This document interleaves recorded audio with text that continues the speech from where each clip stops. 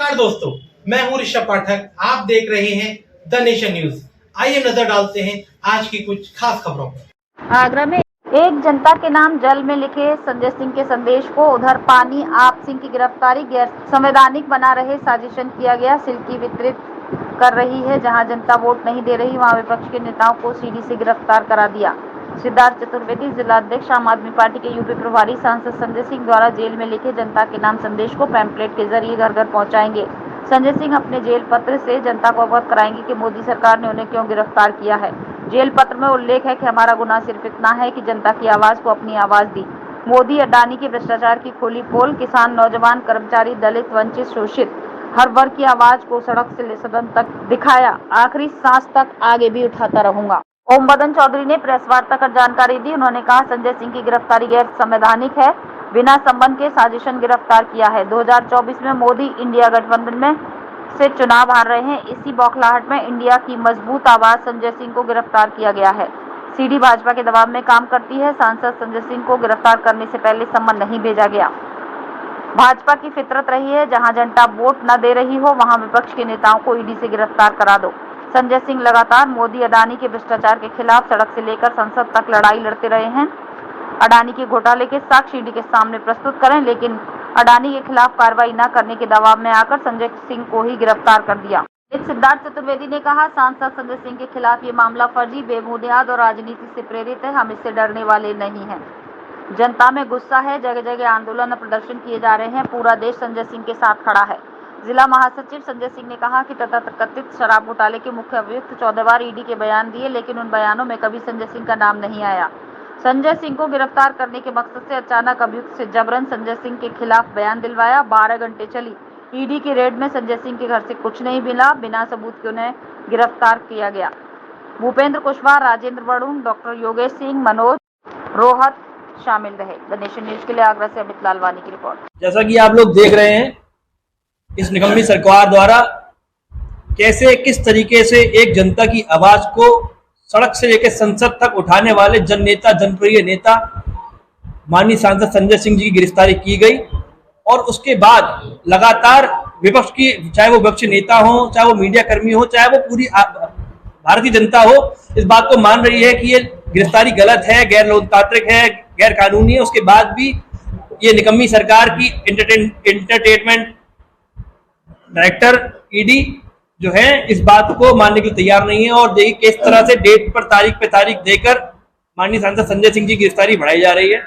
इसी क्रम में हमारी बड़ी बहन माननीय वरिष्ठ प्रांत अध्यक्षा आदरणीय डॉक्टर हृदय चौधरी जी ने आपको बताया कि आने वाले आगामी 21 तारीख को पूरे उत्तर प्रदेश के 75 जिलों में इस बात को लेकर पूरा बहुत जोरदार तरीके से विरोध प्रदर्शन किया जाएगा। और उसके बाद आने वाली 27 तारीख को हम सब लोग पूरे प्रदेश के, पूरे दिल्ली के और पूरे भारत में आम आदमी पार्टी के कार्यकर्ता, नेता जहां जहां भी हैं, हम सब मिलकर दिल्ली में 27 तारीख को दोबारा इस बात का धरना प्रदर्शन करेंगे और ये बताएंगे कि हमारे प्रिय नेता आदरणीय सांसद संजय सिंह जी जनता के नेता हैं और इस तरह से गैर कानूनी तरीके से उनको गिरफ्तार करना ये लोकतंत्र की हत्या है और लोकतंत्र की हत्या करना ये सरकार बंद। सबसे पहले तो सभी पत्रकार बंधुओं को मेरा नमस्कार।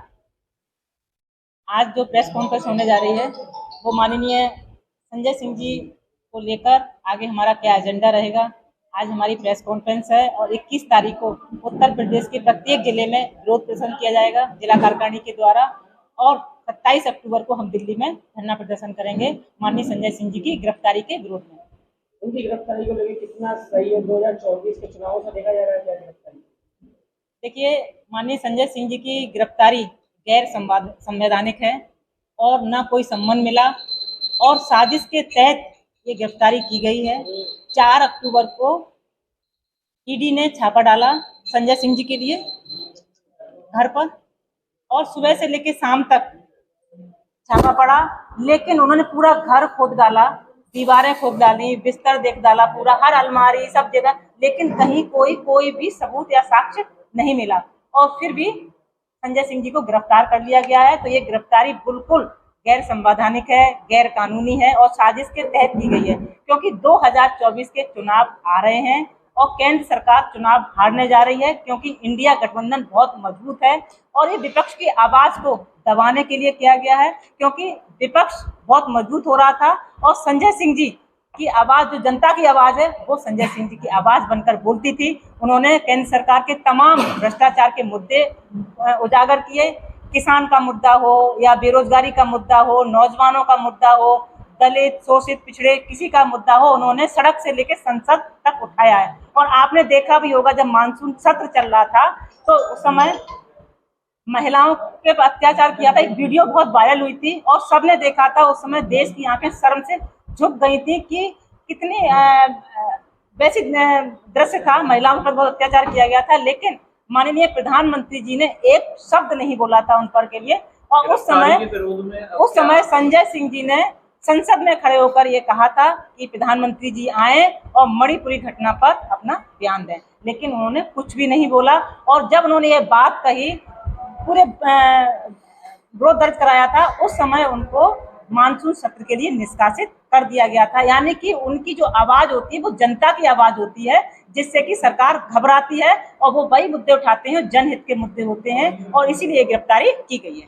अभी हमारे माननीय सांसद जी की जो गिरफ्तारी हुई, उस संबंध में एक छोटी सी बात कहूँगा जो लगभग सभी पे बिल्कुल सटीक बैठ रही है। हिंदुस्तान में अभी जो चल रहा है बीजेपी के राज में, एक समय पे बिल्कुल इसी तर्ज पे जर्मनी में हिटलर का शासन था।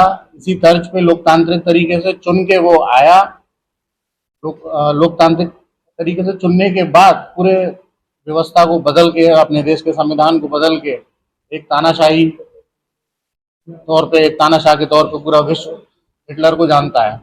उसी तर्ज पे आज हमारी बीजेपी सरकार काम कर रही है, लोकतांत्रिक तरीके से चुन के आई है। अब उसके बाद अपनी मनमानी नीतियां थोप रहे हैं लोगों पे।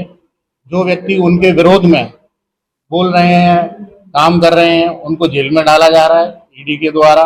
ये तो एक उनका हथियार है जिसका वो पूर्ण रूप से अच्छी तरीके से उपयोग कर रहे हैं। 2024 का चुनाव आ रहा है, इंडिया गठबंधन हुआ है, जिसकी बेचैनी बीजेपी में और उनके जो तौर तरीके हैं, जिस तरीके की कार्यशैली एकदम से बदलाव में आई है, तो बिल्कुल प्रतीत हो रहा है कि वो भयभीत हैं। उस देश और दुनिया की तमाम छोटी बड़ी खबरों को जानने के लिए जुड़े रहिए द नेशन न्यूज, हरदम आपके साथ।